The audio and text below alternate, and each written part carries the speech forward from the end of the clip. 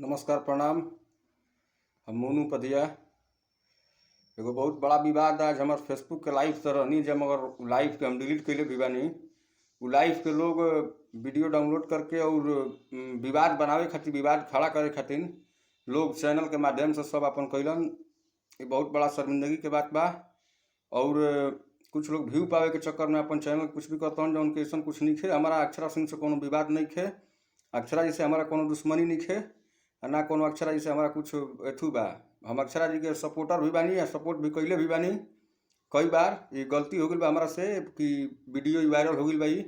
एकरा खातिर क्षमा प्रार्थी करतनी हम। आ जितना चैनल वाले भाई लोग बड़न जा, हमार सबसे रिक्वेस्ट बा कि आप सब वीडियो के जल्दी डिलीट करी, हटाई।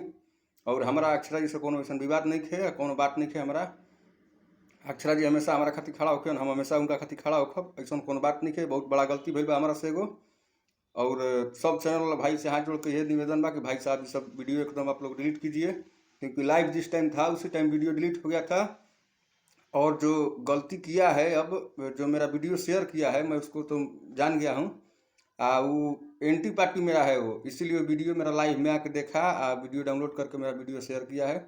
इसलिए अक्षरा जी मैं क्षमा चाहता हूँ आपसे, और कोई बात नहीं है, कोई दुश्मनी नहीं है अक्षरा जी मेरे से। ठीक है।